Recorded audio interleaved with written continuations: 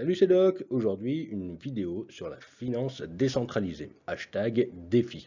Je vais vous expliquer sans trop rentrer dans les détails techniques comment cela fonctionne, comment interagir avec et quels avantages cela peut procurer. Allez, bon visionnage.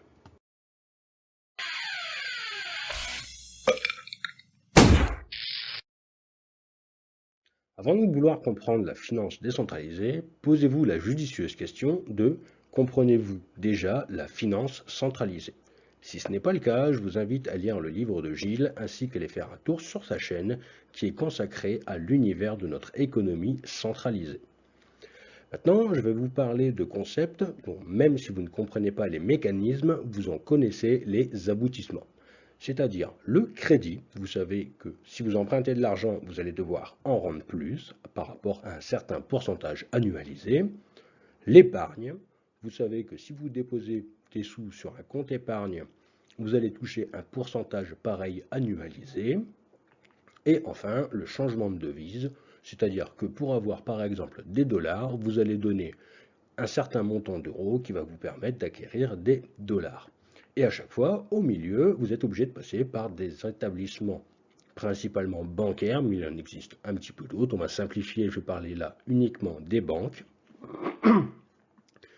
Et c'est grâce à ces établissements-là qu'on va pouvoir opérer du crédit, de l'épargne et des changements de devises. Et on peut constater que, par exemple, entre l'épargne et le crédit, eh bien, la banque prend son pourcentage pour fonctionner, etc., ce qui est bien normal. Mais quand on place sa confiance entièrement dans un établissement, lorsqu'il fait n'importe quoi, comme en 2008 avec Lehman Brothers, on connaît tous les conséquences qu'il y a derrière, à savoir une crise financière internationale. Voyons maintenant voir comment fonctionne la finance décentralisée. Hashtag défi. Donc la défi fonctionne sur des blockchains. Pour rappel, une blockchain, monsieur tout le monde, en principe petit participé. Certaines blockchains sont un peu moins décentralisées que d'autres, mais bon, ce n'est pas là le sujet. Ça fonctionne sur des blockchains qui disposent de smart contracts. Donc les smart contracts, je vous en ai déjà parlé dans ma vidéo sur ETH. N'hésitez pas à y refaire un tour histoire de mieux comprendre. Mais pour faire simple, un smart contract, ce sont des lignes de code informatique permettant d'écrire un programme qui va fonctionner sur la blockchain, et donc de manière complètement décentralisée. Donc la blockchain la plus connue avec le smart contract, c'est Ethereum, mais il y en a bien d'autres, comme par exemple Tron, Binance Chain, Kava, Cosmos, bref, il y a vraiment beaucoup de blockchains qui disposent d'un effet de smart contract. Et donc ces smart contracts vont permettre de développer ce qu'on appelle des applications décentralisées. Car tout simplement, elles vont fonctionner avec des programmes qui fonctionnent sur une blockchain dont chacun peut être acteur et en assurer la sécurité. Bref, tout ça, c'est 100% décentralisé. Et ces fameuses DApps, donc applications décentralisées, conçues avec une multitude de smart contracts, vont vous proposer du crédit, un changement de devise et de l'épargne, tout comme la finance traditionnelle. À la différence près, c'est que là, monsieur tout le monde peut accéder à cette application décentralisée, enfin du moins à ces applications décentralisées, car comme pour les banques, il y a plus d'une application décentralisée proposant des systèmes de finance. Et là, il n'y a pas de critère à l'entrée. Le seul critère à l'entrée, c'est d'avoir, par exemple, si c'est sur la blockchain ETH, c'est d'avoir une adresse ETH et pour pouvoir interagir avec l'application décentralisée qui se trouvera sur la blockchain ETH et vice-versa si c'est sur Tron, Binance, etc. En tous les cas, contrairement à une banque, ça ne va pas vous demander toute une succession de papiers, de justificatifs, de savoir si vous mangez bien des fruits et des légumes tous les jours, si vous êtes en bonne santé, si vous fumez pas, si vous êtes bleu, si vous êtes vert, si vous êtes rouge, bref, vous l'aurez compris, la finance décentralisée est ouverte à tous et sans discrimination, contrairement à la finance centralisée. Voyons voir maintenant de manière un peu plus concrète comment tout ceci fonctionne. La brique centrale qui permet de faire fonctionner tous ces systèmes de finances décentralisées, c'est l'épargne. Elle va permettre de créer le crédit et également l'échange de devises. Ici, on ne parle plus en fiat ou donc euros ou dollars, mais on va parler en crypto-monnaie. Il y a deux parties en fait dans l'épargne. L'épargne est divisée en deux parties. Il y a une partie prêt et il y a une partie apport de liquidité. Dans le jargon, on appelle ça LP pour Liquidity Provider. Voyons voir l'exemple du crédit. Il faut donc commencer par la case épargne pour que les deux autres puissent être fonctionnels. Bart va donc déposer des USDC qu'il souhaite prêter afin de générer une épargne. Blue va vouloir faire un crédit, et pour faire un crédit, vous en doutez bien, étant donné que c'est décentralisé, ça serait un peu trop simple de faire bonjour à des apps, je voudrais emprunter autant et de ne jamais revenir. Bah oui, parce qu'il n'y a pas de nom, il n'y a pas d'identité, il n'y a pas de tout ça, du coup, l'argent partirait et Bart se retrouverait sans rien. Du coup, pour pouvoir faire un crédit dans la finance décentralisée, il va falloir déposer ce qu'on appelle un collatéral. Par exemple, Blue va déposer un ETH et va pouvoir emprunter à peu près 60% de la valeur de son ETH. Pourquoi il ne peut pas emprunter 100%? Tout simplement pour couvrir les variations et les intérêts qui vont être générés. Une fois qu'il aura réussi à récolter suffisamment pour rembourser ce qu'il doit avec les intérêts, il va les redéposer dans l'application et celle-ci va libérer son ETH et lui rendre. Bart, lui, aura touché les intérêts du coup qu'il pourra récupérer du prêt qu'il a fait à Blue. Voyons maintenant la partie Liquidity Provider. Bart va mettre du BAT et de l'USDC à disposition de la partie changement de devise. Pêche a un petit peu de BAT parce qu'elle a beaucoup surfé avec son navigateur Brave et elle souhaite les échanger contre des USDC. Eh bien, ça va être possible grâce à l'apport de liquidité de Bart. Et Bart, en fait, va toucher 0,03% sur les frais de changement entre le BAT et l'USDC. Il aura par contre du coup plus de BAT que d'USDC, mais au fur et à mesure, les balances peuvent s'équilibrer. L'un des gros avantages avec le système de crédit et d'épargne de la finance décentralisée, c'est qu'il n'y a pas de surendettement et qu'il n'y a pas de produits d'épargne qui se mettent à avoir des rendements négatifs.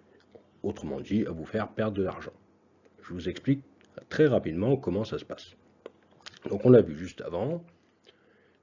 Tout commence par la case épargne, donc on va déposer, Bart en fait va mettre à prêter des USDC, Blue va déposer son ETH qui va lui permettre de récupérer des USDC, mais seulement à hauteur de 60% de la valeur de son ETH. Mais qu'est-ce qui se passe du coup si l'ETH, en une seule journée, dégringole de 50%? Eh bien, c'est pas compliqué, il y a la partie changement de devise. À partir du moment où le collatéral que Blue a déposé devient, enfin avant tout du moins qu'il devienne inférieur à la valeur du crédit effectué par Blue plus les intérêts à un instant T, c'est-à-dire que si ça se passe au bout de 2 jours après son emprunt, que d'un seul coup l'ETH dévisse de 50%, ça va calculer combien d'intérêts il doit à Bart sur ces 2 jours par rapport à ce qu'il a emprunté, et ça va vendre directement l'ETH contre des USDC afin de rembourser Bart de ce qu'il a prêté plus les intérêts. De cette manière-là, Bart ne perd pas d'argent parce qu'il récupère bien les intérêts et Blue ne se retrouve pas surendetté, il n'a juste plus rien à rembourser étant donné que son ETH a été liquidé. Les taux d'épargne et de crédit sont variables. Il n'y a pas de taux fixe dans la finance décentralisée. En tout cas, pas encore pour le moment. Et la raison est très simple, c'est-à-dire que cela fonctionne sur l'offre et la demande. Plus il y a de personnes qui veulent un crédit, plus les taux vont être élevés. Moins il y a de personnes pour épargner, plus le taux d'épargne sera intéressant. Et forcément, et vice-versa, moins il y a de personnes qui veulent faire un crédit, plus les taux vont être très bas, et plus il y a de personnes qui veulent épargner, plus leurs taux d'épargne vont être bas aussi. Il faut donc trouver un juste équilibre afin de satisfaire tout le monde. Pareil pour les histoires de changement de devise. Si vous êtes tout seul à apporter de la liquidité, vous toucherez 100% des 0,03% qui sont prélevés à chaque transaction. Par contre, plus il y a de personnes, vous toucherez les 0,03% au prorata de ce que vous aurez apporté comme liquidité par rapport au reste des personnes ayant également apporté des liquidités. Enfin, pour le prix des tokens, je pense que vous l'aurez compris, c'est assez simple. Admettons qu'on échange des USDC pour acheter du BAT, le prix du BAT va alors augmenter, car il y en a moins et il y a plus d'USDC. Par contre, à contrario, si on dépose beaucoup de BAT et que l'on retire de l'USDC, le prix du BAT va alors chuter, car il y en aura beaucoup par rapport à l'USDC. Maintenant que vous avez compris comment fonctionne la finance décentralisée, la DeFi, vous devez très certainement vous demander comment interagir avec.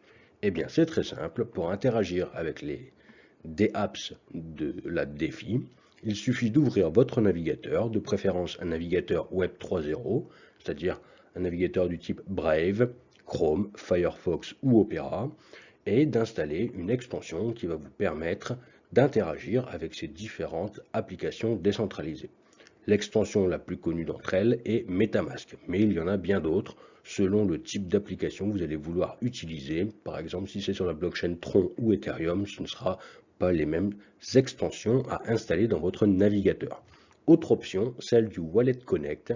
De nombreux wallets en fait fournissent cette option. Vous allez simplement scanner ce QR code qui va apparaître à l'écran en arrivant sur votre application décentralisée et vous allez ensuite pouvoir interagir avec votre wallet et l'application directement. Et là, vous aurez accès à toutes les solutions d'épargne, de crédit, de changement de devise de l'application décentralisée que vous aurez choisie.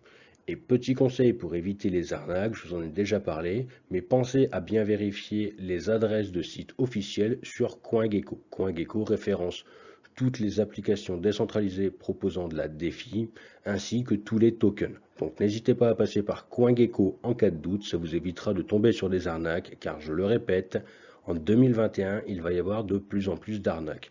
La preuve, pour MetaMask, il y a eu de fausses extensions MetaMask qui étaient incluses dans les pubs Google. Donc pour vous dire que même Google n'en a rien à faire de faire la promotion de pubs pour des pirates, en faisant une recherche sur Google, vous tapiez MetaMask et la première chose qui était proposée, c'était une arnaque dans les publicités. Donc vraiment, restez méfiants et n'hésitez pas à passer par CoinGecko, quitte à perdre 1 ou 2 minutes de plus, mais à voir les liens officiels et ne pas tomber dans le piège. Si vous êtes intéressé pour suivre les actualités de la DeFi ainsi que d'avoir des tutos en français, je ne peux que vous conseiller de suivre notre ami francophone CryptOuf, qui est l'expert de la francophonie en matière de DeFi. N'hésitez pas à le rejoindre sur Twitter et sur ses autres réseaux sociaux. Il est vraiment très sympathique. Bon, même s'il a fait un petit peu son timide et qu'il n'a pas voulu participer à cette vidéo, je voulais lui poser quelques questions. Mais c'est vraiment quelqu'un de très agréable. N'hésitez pas à lui poser des questions. En cas de problème ou de difficultés techniques avec des applications de la DeFi, n'hésitez pas non plus à aller le voir. Vous verrez, il est super sympathique.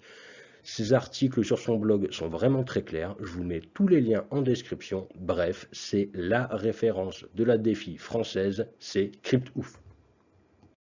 Ça y est, nous voilà arrivés au moment de s'il vous plaît monsieur, un petit pouce bleu, pouvez-vous vous abonner? Mais vous savez l'essentiel pour moi, c'est de partager l'information. Et oui, car le partage du savoir, c'est ce qu'il y a de plus important.